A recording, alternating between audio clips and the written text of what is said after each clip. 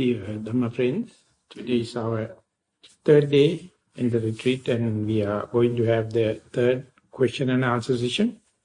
We'll start with already written questions. We'll invite Vincent to present the written questions to start the session, please.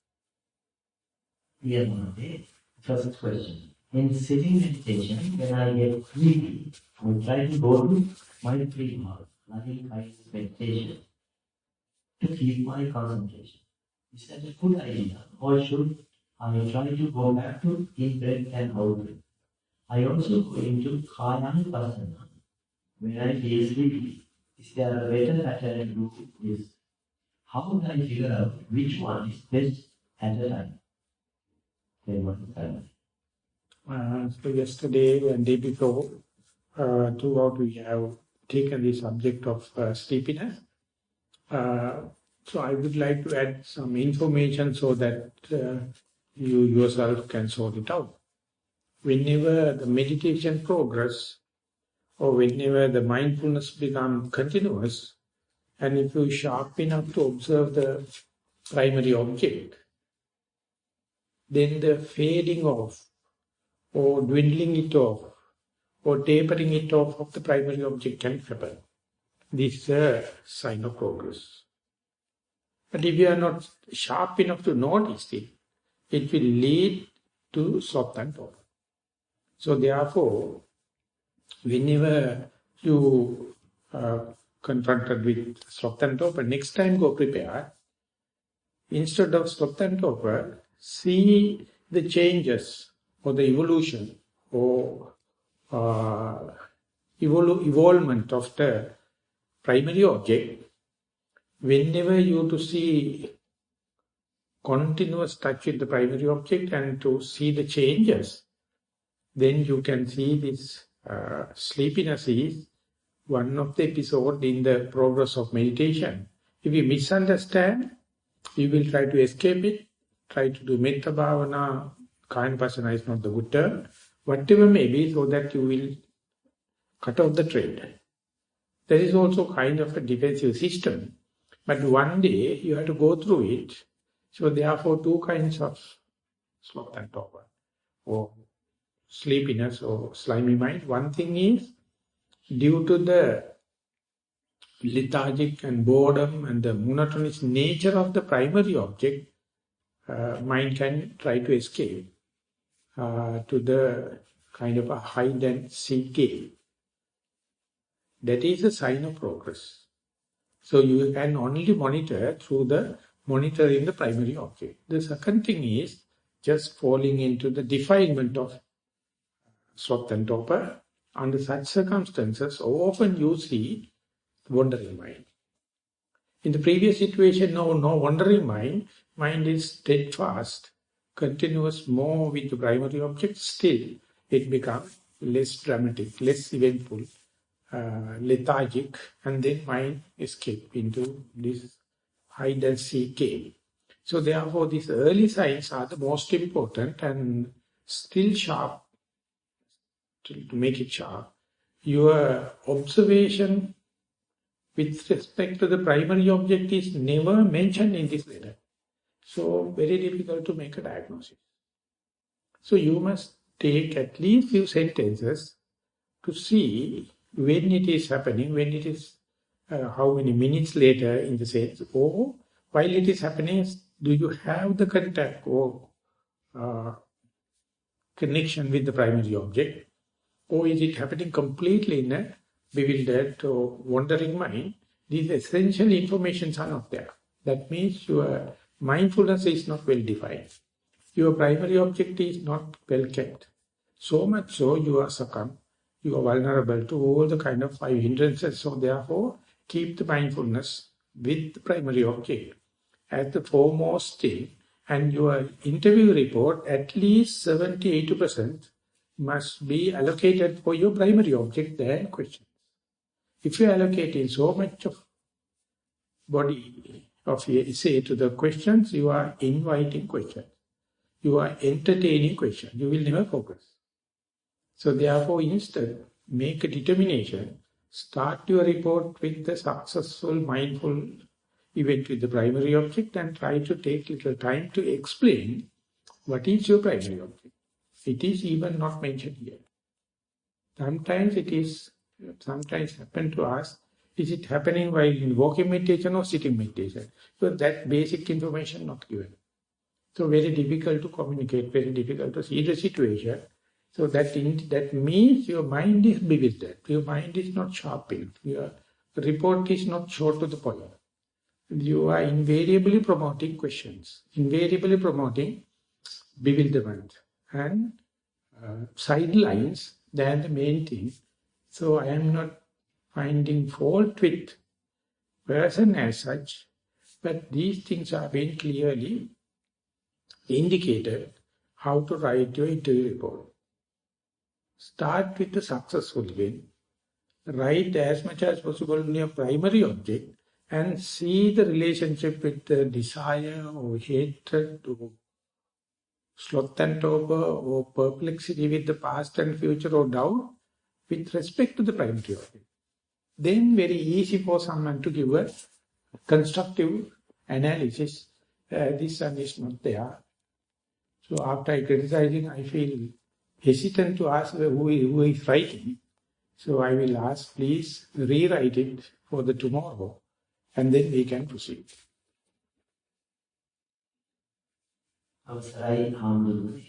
Please explain how we can relate to walking and anapanasati in our day-to-day life.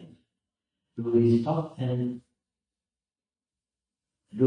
at where we feel like we are overthinking about anything and then start on meditation? The first sentence again, please. Please explain how we can relate to walking and anapanasati in our day-to-day life. So first and foremost, even in sitting, even in when walking meditation as such, just relate to your posture. Secondary part is the one you sit, your relation first with the association, first with the primary object or the sitting posture, then in breath and out breath become the detailed observation, detailed object. In walking, just make sure you are not sitting, you are walking. That is your relationship with your posture. And then detailed object is the left leg and right leg. In the day-to-day activity also, wherever it may be friendly with your body. So that is the access. Once that is being, then you see intentional action, what you are doing, washing a dish, or cutting something, or stretching arm, bending arm, whatever it may be. And through that, if the mind is leading to in-breath and out-breath, well and good. Otherwise, you must be contented, happy, just be with your bodily posture. When and where you develop the relationship with the bodily posture as a stepping stone, detail will happen, like in-breath and out-breath, or any other thing. So therefore, don't be rushed toward the details, but just first thing first. Start in a sequential manner. So more you become familiar and friendly with your body, more you become enlightened.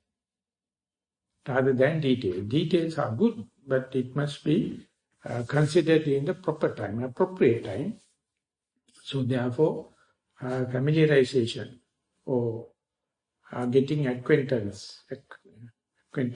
be acquainted with the bodily posture is the basic answer for this question. I would like to explain to you my walking meditation experiences, seeking your advice, guidance for further improvement.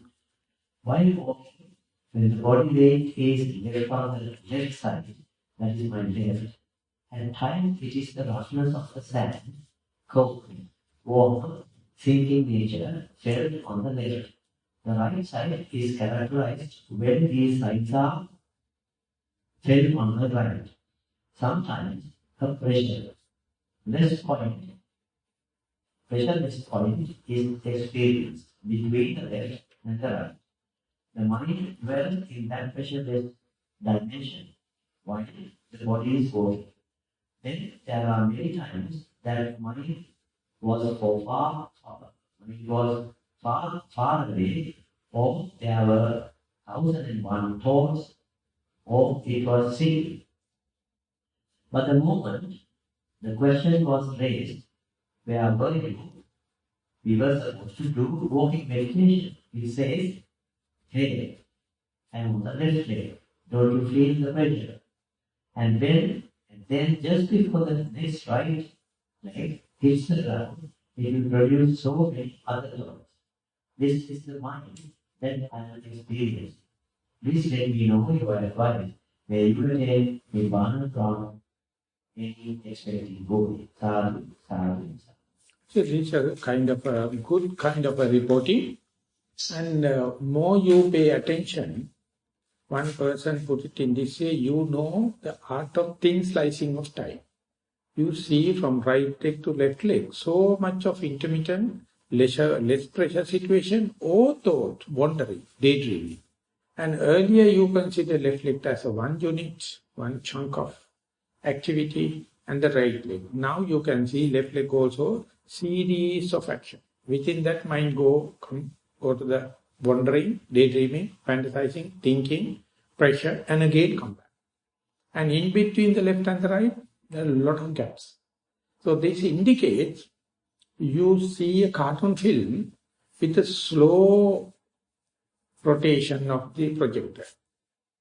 So you can see how the frame by frame come into that. And when it is running at a fast rate, animation happens.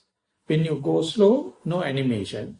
You can see there is nothing there other than some pencil drawings, and we are the people making a story out of that when it is running fast. So slowly, mindfully, silently when you are listening and observing, your drama also appear like the cartoon film, but your projector is not running at 1,500 rounds per second, minute. So animation reduces. So the taste of the drama disappears. So therefore, to entertain the life, you must have the go-go show, rock and roll, and break dance. Otherwise, what is this? So when you become 60, 70, 80, projector breaks. And the drama goes. And the cartoons, plate by plate. And no drama. So therefore, if you go prepared, you can see within a life, within a retreat, you can understand the mechanism. More you understand, the juicy and happy nature of your entertainment will be reduced. But you are bound to see the mechanism. How much speed must be there for the animation to take place. That is why the Buddha says, just slow down, little by little. More you slow down, more thin slicing of time, and it's appear very boring. You can see a lot of unwanted muck inside this. So if you are swift, observing in the superficial way, everything appear like well gloss over, very nice, but you don't know it is your own imagination. You are not looking the thing as such. You are looking what you wish to see. So therefore we are living in a dream. Whenever you awaken, you find boring, very monotonous. So therefore it's a good thing if you go prepared. And more you be sharp, be immediate, be thin slicing of time. You find there are pieces, cut and dry pieces. When you put together, it be like a continuous process, but it is not continuous. It's so much of intermittent gaps are there. So our desire do not allow us to see the gaps. It's see what is the desirable moments, jumping from desirable to desirable, and therefore whenever you entertain the life with the desire, you are directing your blind eye or blind spot to the intermittent gaps. So exactly this happens when you look at something with your carnal normal eye, or you put it under a microscope into multiplied by 5 times, 10 times, 40 times. And when you put it under an electron microscope, you can't recognize that. You can recognize some particles. And if you take polluted water and put under a microscope, you won't believe what you're bound to see. And more magnification happen, more and more you have to tell someone this is water. You have to put a label, otherwise you can't recognize. If you put a drop of blood, you will never recognize it. Because you are immediate and you are cut from the rest of the world and you are directly focused into this magnifying, and it is appear like magic. So anything, the zoom in and zoom out, you can understand what the magic of the mind is doing. So therefore slow down and see in a more immediate way. Close observation, it's also a matter of acceleration, matter of momentum. When it happens, you will see whatever you see in the normal thing not exist. Whatever exists, you don't see. Otherwise, you see, seeing is believing. The more you observe it, you find what a camouflage, better not to share with others because no one will believe. No one will try to understand because it cut off the thrills and frills in the lifestyle. It is no more gloss over, it is just particles, pieces. So when it happens, some people go mad. Easily. Some people completely go chemical imbalance. And some complication happen because they are not happy to see things as they are. They want to see something gloss over, something camouflage, something beautified rather than the truth. So to see it and to put up with, you must have so much of personality, so much of preparedness, so much of trial and error, and so much of knowledge. So go slowly, again come back. Next day go a little further, come back, little further, come back like exploration. And ultimately you find the truth is there, only your resistance, only your phobia to look at it. Therefore you have to have the faith, mindfulness and your precepts, and day by day let the mind to go into this unknown area, so everything will be completely expand or dismantle. And there you find, if you dismantle, nothing to love, nothing to desire, nothing to claim me. When everything comes together, that's the kind of a sum total going to make kind of a camouflage, and then only the desire or hatred can come. So here this is the understanding the mechanism. Understand the mechanism, so let it happen very slowly. And next day, go prepared to see from the left to the right, when it is changing, how so much of thought moving. Mind is jumping from so fast, you will one day understand the non-local phenomena in the quantum physics. When you go to the particle to energy, particle has the locality and the specific gravity. Whenever it becomes energy, it becomes non-local, no specific gravity, so you can't recognize or label it. So this is the way it is going slowly into the energized situation. Yeah, Bhante, please elaborate on distractions when meditating. Pain? Yes. Songs in my head? Yes. Visions? The breath itself. After the distractions, is there peace in the silence? So please repeat the right from the beginning. Please elaborate on the distractions when meditating. Pain? Yes. Big question mark? Yes. Songs in my head? Songs. S-O-N-G-S. Yes. In my head? Yes. Visions? Question. The breath itself? Question. After the distractions, is there peace in the silence? No, opposite of distraction is attraction. Attraction leads to samsara. It is equal question, equation. If attraction happens, that is opposite to distraction, that is samsara. That is the basic cause, proximate cause, single cause for samsara is attraction. So by meditation, if you can understand distraction within so much of minutes, what the efficient meditation is as such. So only thing is how to appreciate distraction. So Buddha mentioned, raga is attraction. Viraga is the distraction. Virago setto dhamma. Viraga is the most precious thing in Dhamma. So when the distraction happens, how to hug it, how to give a kiss, how to be with it, that is what you call the ascetic life. That is what you call the yogic life. That is what you call the mindful life. That is what you call vipassana. That is what you call diligence, the vigilance. So no, not a single one in this audience have not experienced distraction.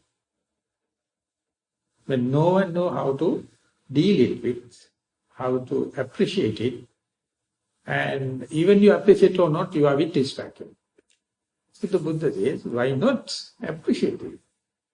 Then it says, if you replace the distraction by disappointments, each appointment is leading to disappointment. Therefore, if you can have an appointment with disappointment, you will never get disappointed.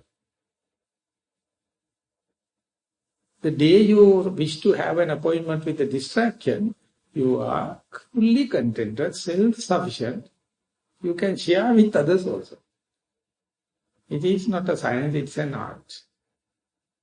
So learn the art of how to be, how to appreciate, how to deal with this distraction. Then it's a change of the perspective. More you try to avoid it, more it becomes multiplying. The day you know how to put up with this distraction or disappointments, it is not the world is changing, but your perspective changes. And then onward, you will never go in search of something. No research, no search. Because wherever you go, it's a distraction. So when you are ready to understand the distraction here and now, that is called contentment. That is called satisfaction.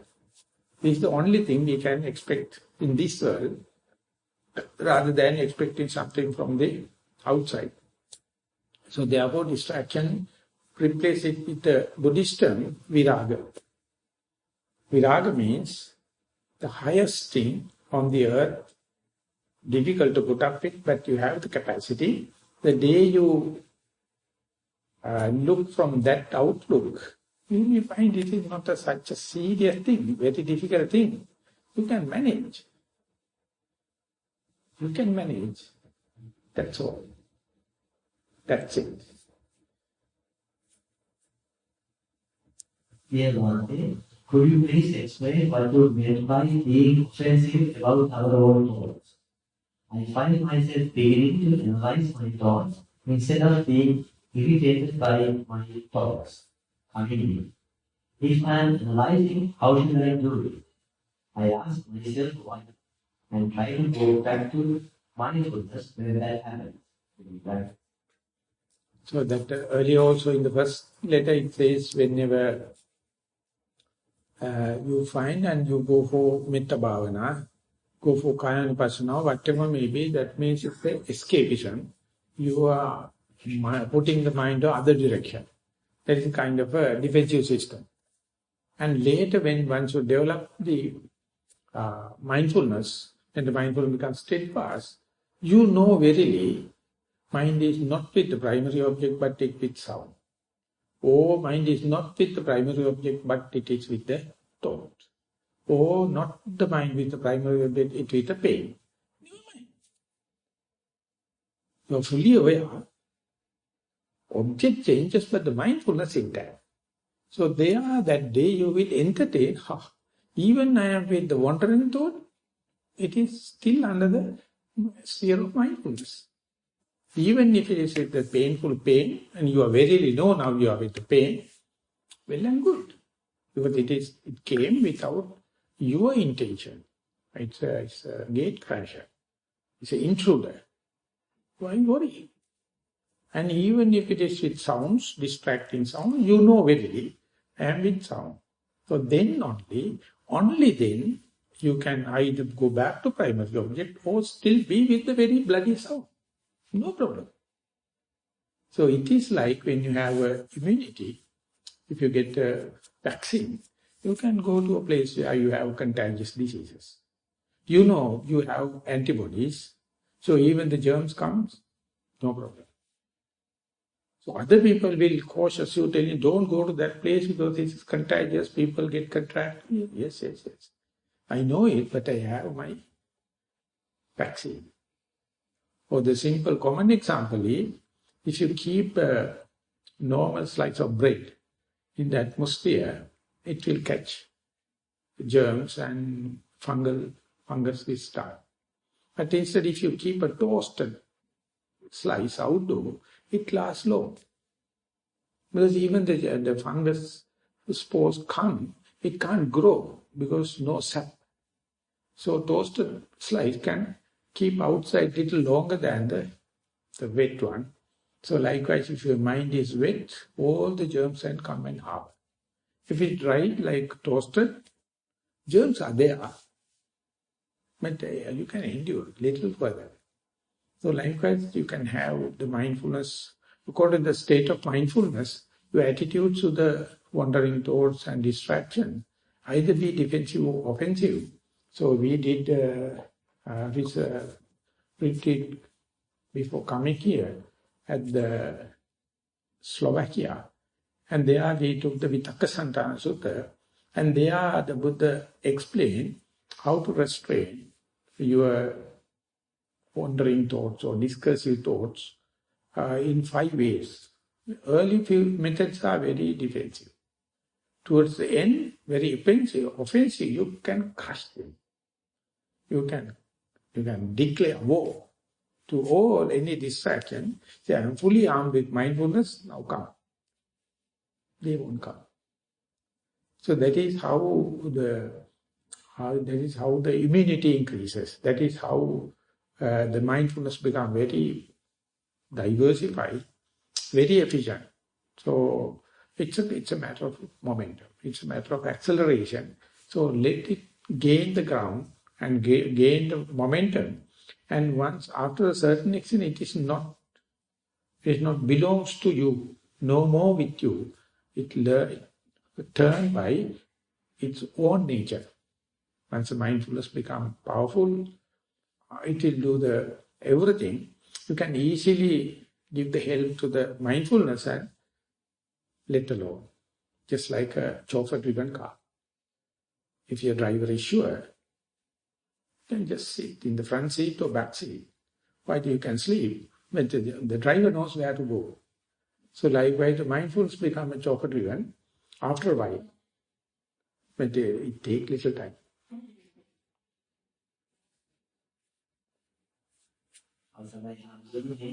In walking meditation, when I concentrate on left and right foot, I feel like I am marching. When I slow down to feel the left foot, right foot, and sensation is not my normal pace. But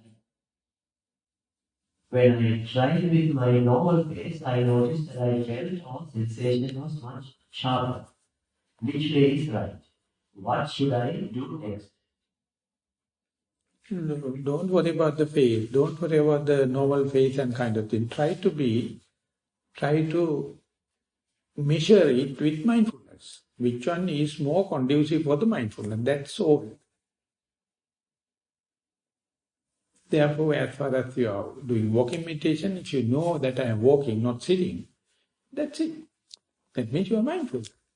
And let the mindfulness gain ground, and it will decide through the body knowledge what is the distance you must look at, what is the pace you go, speed, and when you are turning, how to maintain the mindfulness. They are none of your business.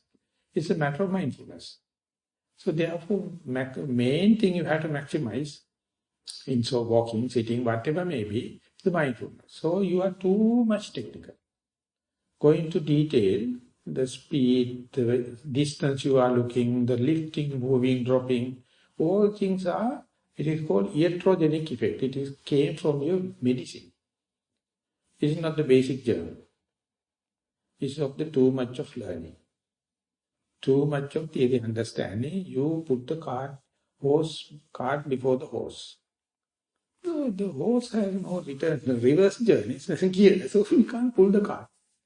Just let the mindfulness to take it, just like a child, just like a beginner's mind. And then whenever the mindfulness gathers the momentum, it knows how to diversify. So be simple, be beginner's mind. So help at the beginning to the mindfulness to gain the ground and then slowly release it. I put it in my terminal, I put it into autopilot mode and then let the mindfulness work. So much of information will come. But don't worry at the beginning about the details. Just make sure your mindfulness is intact. For that, flat ground is recommended without much bends and so much of distracting thing outside. So it's just plain land will help. And let the mindfulness to come, gain the ground and hand over the responsibility to the mindfulness. It will gradually lead it, and there your theoretical knowledge will be gainful and it is helpful. But don't put the theory before the practice. 3 more questions, but 2 are related to the question of John. Shall I read? So inevitable to you or to me? But they are nothing. Shall I read? Yes, please. Don't blame me for it. Don't be. If at all, I am blaming to the writer and the reader. If there is time, you are willing, I would be interested in hearing about your direct experiences with Vipassana. Vipassana jnana. Vipassana Jnana. Perhaps others will be too. Particularly, are visions part of your experience? Doesn't Maha come at times as hindrance in visions to distract us? So these Mara and visions are just labels. Whenever you put labels, storytelling starts. Just see as them without putting a label. No storytelling, no fabrication, meditation develop unhindered. Your labeling is your likings and dislikes. Your labeling is your personality. Your labeling is your upbringing. So labeling is the only culprit. If anything happens, do not try any label. Whenever you put a label, they stop. They fixed. Trouble. If you are not putting a label, they will pass. You may be passing the Mara or may be passing the vision. Who cares? So it's a matter of labeling. So therefore, whole problem now we are facing is nothing but based on your labeling and naming. Labeling, naming means you fix them. They collapse. Then or not it will be disturbing. If you do not put label, it will pass by. And transient it become. And you are fresh for the next moment. So therefore, the perception, the labeling, the delimitation, fixing is a good capacity of a human mind. But if you do not know how to make use it, in Sinhala we call that Mandurata Dalipiya Dunnavi. When you give a barber razor to a monkey, and how it's going to use? Exactly the same thing who Einstein told, the technology now given to a monkey. Mad fellows. The technology is a very sharp axe. And they are hurting themselves as well as us. So therefore it is, I am relating it with whenever your question happens, whenever you label it.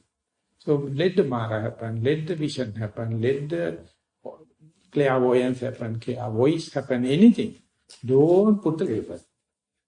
Soon you put a label, you are asking for a trouble. It is being indicated as storytelling, fabrication. Fabrication and storytelling never happens if you are not put a label. So in another way we can say when the phenomena are going to happen, look at as a system approach rather than reductionist approach. Don't try to understand pixel by pixel, particle by particle, then you get trapped. It is being applied to the primary object. Primary object, you go by particles, you go by pixels, you go by character, you go by shape and the balance. So when you are going to with the primary object, all the surrounding thing, so much of changes. Each and every change, you put a label according to your upbringing, according to your personality, according to your likings and disliking, then you get entangled with this fabrication, proliferation, storytelling, and then chatter will start. If you do not put label, vipassana jnana also may happen. You don't know. So when I was in Nilambe, I know much of the theory understandings, and I was just a university student and participating in the discussion. And Godwin is master he was, and very free thinker. He says in the Sutta Nipata, in the very archaic book, among the other texts, it says, people listen to Dhamma, they become enlightened. That's it. They don't know Vipassana Jnana, they don't know Sovan, Sakadagami, Anagami, nothing. And when it comes to the Majjhima Nikaya, the medium and the long sayings, then Sovan, Sakadagami, Anagami, Arihat happen. And when you come to Majjhima Nikaya, Ratavinita Sutta, to achieve Sotapanna, 7 stages of purification happens. So at the level of commentaries, it became 18 stages of purification, 18 jnanas. And each and every one cut and split. And people were the hair split troubles now. So therefore, it is a matter of labeling. So if you are mindful, you are free of that kind of a thing. But the problem is, when such a thing happens without labeling, you can't communicate with others. Labeling is very important in communication, in grammar, in languages. Otherwise, mind put labels and the epithets and the examples in order to communicate with others. So therefore, first of all, mind your business. Let the mind to develop, and later you can understand what is the label for that kind of a thing. What is the label for this, that secondly you can know. So therefore, whenever we are going to discuss, of course, in the talks, we are referring to these particular labels, these particular jnana knowledge levels and concentration levels. At each and every time it creates a problem because two people understand two things. Even the single person is talking, people understand in different ways. So therefore, ultimately, when they ask questions, when the feedback happens, then only you can understand even what I say, what the people pick according to their likings and dislikes. So therefore, when the Maha happens or visualization happens, try to be fresh to the next moment rather than holding them or fixing them with the label, understanding the burden of labeling. Yeah, Bhante, if there is time, will you please share your experience of Vipassana Jnana with us? It is rare, even hear about Vipassana Jnana in our area. So that is, it is literally been published in this life itself by Pandita Thero, and he tried to explain for Samatha Jnana without absorption how Vipassana yogi is experiencing. That, I think, easily we can incorporate into the talks we have taken. That yesterday I got the initiative for that. When you are today when you look at your primary object and how it evolves, the way the primary object evolves indicates how your mind is evolving. So therefore it is appear like the mirror image. So therefore you must go to the primary object, of course with mindfulness, with expectation of impermanent motion. It can change into something. It can change into something. It can evolve. It can metamorphosis. It can change. With that, if you go there, your mind is quite open. That was open-minded meditation. And then each change in the primary object indicates not the observed, but the observer is changing. And that is the point. In the science, we are looking at external thing, but in Vipassana, we are looking something verifiable, internal thing. And by observing the visuals, observing the Mara or whatever may be, you are observing your own mind. Soon you fix a label, the episode stops. Don't fix a label, just let it happen. Ultimately you can see how the solid, gross, discrete in-breath and out-breath ultimately merge into indiscrete, just unperceivable phenomena. So it can happen within a few minutes also in successful sitting. So these changes indicate how the mind is going through the changes, and it is not possible for a beginner with little understanding of the theory. And therefore, once it happens again and again, you can understand. As far as the object appears in this way, this is a kind of jhanic experiences of the observer's mind. And when object change into another episode, another layer, that means your mind state is going to another layer. So they are reciprocal each other. So I will try to incorporate to the next talks. But this particular Sakunaggi Sutta is explaining when the mind goes out what to do. And this is about when the mind goes inside, plunging into the primary object, successfully how the mind evolves parallel to the Samatha Jhana. And that book is, I think, wrote in 80s. Yeah, no challenges, no one objected it. And I tried further, even in Arupa Jhanas, explained in the text, not necessarily Samatha. Even the Vipassana people experience them, even though they are not entering into the absorptions, these experiences are gradual, whether you do Samatha and Vipassana. We'll try to incorporate as much as into the talks. The final question for the day. It is about Vanaya. At the end of your Dhamma talk, everyone says some Pali phrases. What are they? What do they mean? So it's a question to Vincent. Vincent will answer. It's called asking for forgiveness. In fact, Vijay and I got together and prepared copies from the internet, and we have forwarded it to Shanana, who is not at home today. She will bring our copies for all of us, so we can from tomorrow maybe we can decide to get a party with the English meaning. So the question is already thought about, and the answer is ready. Thank you. Yes.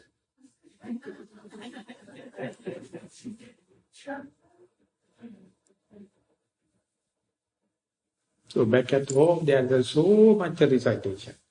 But here, it is organized by Bridget. We have resorted to the least. But still, whenever such a thing, formula happen, everyone is happy with the formulas. This is the worst thing in Buddhism. But by chanting, reciting formula, they become fulfilled at enough. Instead of mindfulness. So we do, but to take it to a kind of formalities. But in Panditaram, with to Pandita Sadhu, even not allow you to pay respect even. Before the Sadhu come, everyone come and sit. Don't look at Sadhu's face. Just listen to what he is telling. Don't look here and there. I say it's an utterly traditional, conservative meditation master. He never allowed. Except Sadhu, all the other Burmese masters are full of rituals. Bucket full of rituals, basket full of rituals. So if you go to Burma and come out and say it is this and that, it depends on the which Sadhu you are consulted. Because two extremes. So the American people have to go to buy the Burma or to Sri Lanka to see how much people make religious activities out of these things and how much they be contented by just mere religious practices. And it has been studied by Max Weber. Each religion degrades, each religion becomes inferior by 4 stages. These are the stages. When the mastery is there, there's no rituals. Master taught pragmatic and practical to the situation. Later, when it becomes a religious organized religion, then people make sects. And their religion sects become very cult group-like. So when I about to get ordained, there was a French monk in our monastery. He told, now you are a lay person and now you are going to become ordained in this particular sect. You know what a kind of sectarianism, what a kind of rituals that you are going to accept. Then I told, I have more than 10 years of experience not to get hold into that, but to how to live with them. I know how to live with them, but never I change them, but I never absorb them also. Wherever I go, I just adopt into the rituals available in that particular place and in that particular time. And when I leave the place, rituals also left behind. So I can travel any place, even if I go to a Catholic church. Wherever I just stand on ceremonies as far as their organization is concerned. And don't take much of a standard one. But then the Nissarana, the monastery what I am representing, is completely opposite. It's full of formalized. And when you go there, you can see from morning to evening, everything is being scheduled and with the rituals and formulas, it happens. So people find that's also very good. I am the abbot there, but I am not. If I am holding into that, I can't come here. I can't come to different countries because each and every country, each and every master, each and every retreat center interpret their own things and they think this is the best. This is the best. So you have to say yes, yes, yes. As far as you are mindful, here now I am, yes. When I go to the other place, you must be equally ready to accept their own ritual. So formula is I leave it to Vincent. It's nice to be with that people. Good. I have no objection. So just like saying thank you. Yeah. Thank you, say thank you, Father.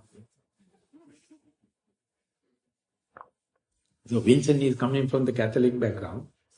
So his appreciation I can understand.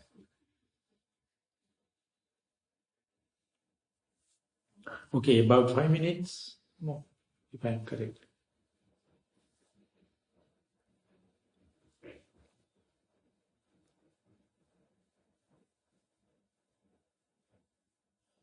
Okay, no more questions.